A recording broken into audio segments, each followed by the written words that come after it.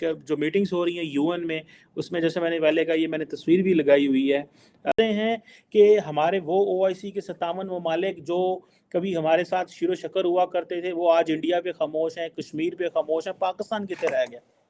साड़ी की गल, हम कहाँ खड़े हुए हैं भाई? अगर ये चीज़ है, हम कहाँ खड़े हुए हैं? हमें क्या सब आप क्या देखते हैं कि ये जो मैप शेयर किया गया है deputy prime minister of UAE से, ये उनको पता नहीं होगा या ये भारत का मैप एक्सेप्ट हो चुका हुआ है? थर्ड, क्या पाकिस्तान जो है वो अपनी स्टोरी दुनिया को बता नहीं सका? तो जो है ना, वो तकरीबन 8-10 पॉइंट हैं जो ये साबित करते हैं कि पाकिस्तान की जो सफारतकारी है बुनियादी तौर पे वो बहुत बुरे तरीके से नाकाम हुई है।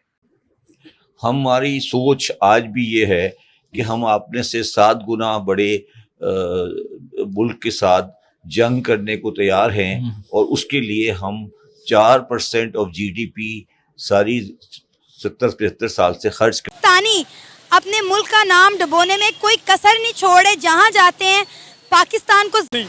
इंडिया देख लें, हम इकट्ठे आज़ाद हुए हैं, कहाँ चला गया? हमें दुख होता है हमारे मुल्क का क्या हाल कर दिया।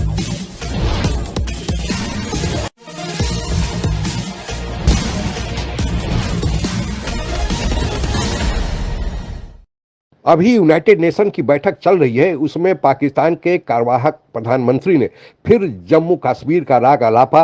लेकिन ताज्जुब की बात यह है कि अब की बार किसी भी मुस्लिम देश, यहां तक कि ओआईसी ने भी पाकिस्तान का समर्थन नहीं किया। चीन ने भरपूर कोशिश किया, वह भी नाकाम रहा। आगे की कहानी सुनते हैं। जो मीटिंग्स हो रही हैं यूएन में, उसमें जैसे मैंने पहले कहा, ये मैंने तस्वीर भी लगाई हुई है, हम उधर ही मुल्लायत में बैठे रहेंगे, मौलवियों को जपियां डाल डाल बैठे रहेंगे? क्या हम कुछ ऐसा सोच रहे हैं कि हमारे वो ओआईसी के 57 ममालिक जो कभी हमारे साथ शिरो शकर हुआ करते थे, वो आज इंडिया पे खामोश हैं, कश्मीर पे खामोश हैं, पाकिस्तान कितने रह गया? साड़ी की गल, हम कहाँ खड़े हुए हैं भाई? अगर ये चीज़ है, हम कहाँ खड़े हुए हैं? हमें क्या मिल यूएई ने रिसेंटली पाकिस्तान को कहा कि ये जो तुम ईसाइयों को मारते हो, ये मारना बंद करो। उन्होंने इसके ऊपर स्टेटमेंट दी फॉरेन ऑफिस ने। इंडियन मीडिया ने इसको बड़ा हाईलाइट किया कि अमेरिका, बरतानिया, इंडिया को तो छोड़ो, अब तो यूएई भी पाकिस्तान को शक्ल दिखा रहा है, कहता है ना देखो यार, तुम ईसाइयों को क्यों मारते हो? सो ये जो क्वेश्चन है, ये बड़े इंपॉर्टेंट है कि पाकिस्तान अगर नहीं अपने आप को सुधार रहा, नहीं समझ रहा और सारे का सारा मुस्लिम वर्ल्ड तब्दील हो गया, तो असी तो कले रह गए हैं।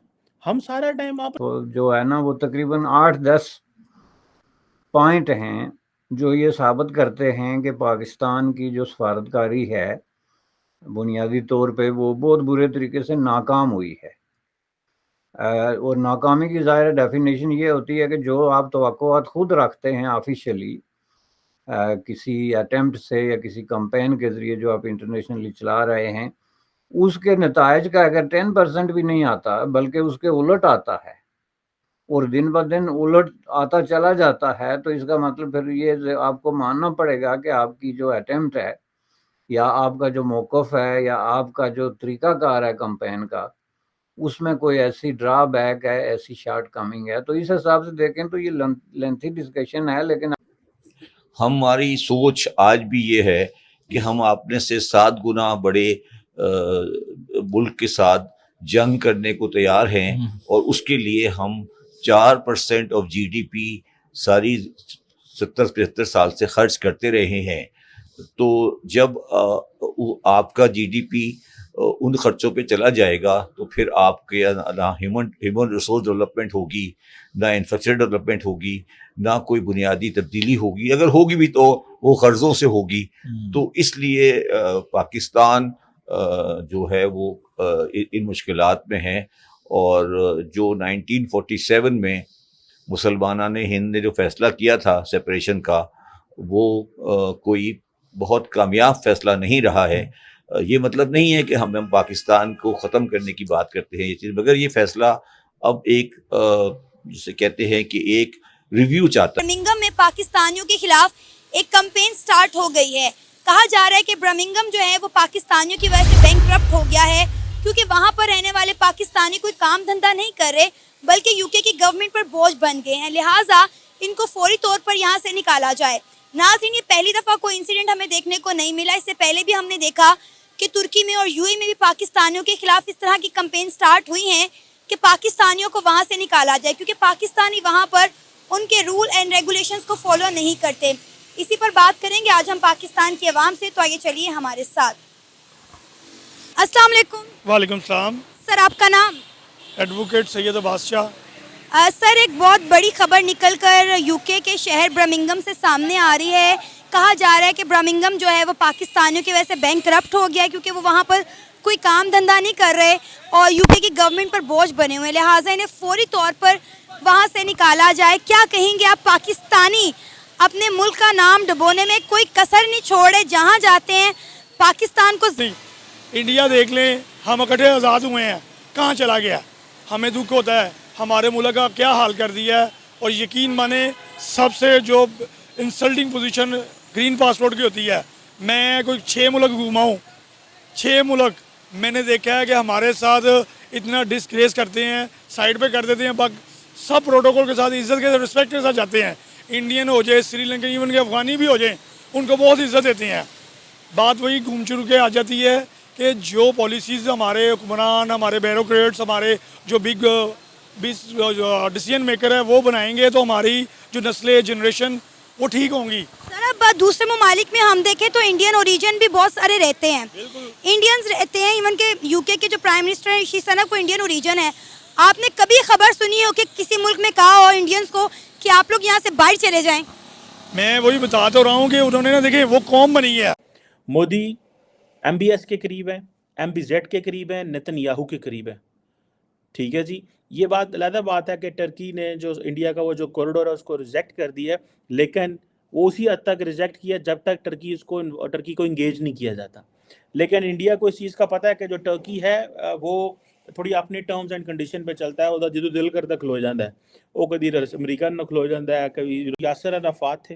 वो यासिर अराफात जो थे वो मुशर्रफ से मिले, आए पाकिस्तान जब 2005 में, तो उन्होंने जो जॉइंट प्रेस कॉन्फ्रेंस की थी मुशर्रफ के साथ, ही डिडंट कंडेम इंडिया कि भाई इंडिया जो हम कहते हैं कि भाई इंडिया जैसे होता है ना, इंडिया हर मुल्क जो बाहर से आता है उसको कहता है डालो पाकिस्तान का नाम स्पॉन्सरिंग टेररिज्म। ठीक है जी, या हम कहते थे कि डालो बोलो इंडिया के बारे में कि जी वो कश्मीर में जो कर रहे हैं। तो यासिर अराफात ने कहा सॉरी मैं नहीं कर सकता, ये उसने नहीं किया था, मुशर्रफ की बेइज्जती हो गई। दरअसल अभी भारत का जो कनाडा के साथ विवाद चल रहा है, पाकिस्तानी मीडिया इसको बहुत उछाल रहा है और इसके पीछे कारण यह है कि पाकिस्तान को लगता है कि कनाडा चूंकि एक विकसित देश है और उसका संबंध अमेरिका, यूके, ऑस्ट्रेलिया आदि से है, तो अब भारत को ये सारे देश मिलकर शिकंजा कसेंगे। लेकिन हो गया उल्टा। अब पाकिस्तान इसी मौके का फायदा उठाकर सोच रहा था कि वह कश्मीर का मसला उठाए। मुस्लिम देश वैसे तो पाकिस्तान का साथ देंगे ही, साथ ही अब अमेरिका, यूके आदि भी देश, कनाडा भी जिसमें शामिल है, पाकिस्तान का साथ देंगे। लेकिन किसी ने पाकिस्तान का समर्थन नहीं किया। यहाँ तक कि ओआईसी के देश जो ढके छुपे लफ्जों में पाकिस्तान की कभी साथ देते थे, जिसमें तुर्की, मलेशिया आदि हैं, उन्होंने भी पाकिस्तान से किनारा कर लिया। चीन ने भरपूर कोशिश की कि वहाँ पर लामबंदी किया जाए, लेकिन चीन की भी एक नहीं चली। और पाकिस्तान का जो मंशा था, चूँकि इसमें प्रधानमंत्री मोदी नहीं जा रहे हैं क्योंकि विश्व के नेताओं से उनकी G20 में पहले ही बैठक हो चुकी है, और चीन के भी राष्ट्रपति नहीं जा रहे हैं, रूस के भी नहीं जा रहे हैं, इसलिए पाकिस्तान इसका फायदा उठाना चाहता था। लेकिन पाकिस्तान को एक बार फिर मुंह की खानी पड़ी। अब मुस्लिम दुनिया के देश भी पाकिस्तान से किनारा कर रहे हैं। यह वक्त आ गया है पाकिस्तान को सोचने का कि इस दुर्गति में आने का आखिर कारण क्या है। क्या बंटवार करके मुस्लिम देश बनाकर पाकिस्तान आज खुश है? आज के लिए बस इतना ही। जय हिंद। आप अगर हमसे जुड़ा रहना चाहते हैं तो कृपया मेरे चैनल को सब्सक्राइब करें तथा बेल आइकन भी दबा दें ताकि नई वीडियो की जानकारी तुरंत आप तक पहुंच जाए। धन्यवाद। जय हिंद।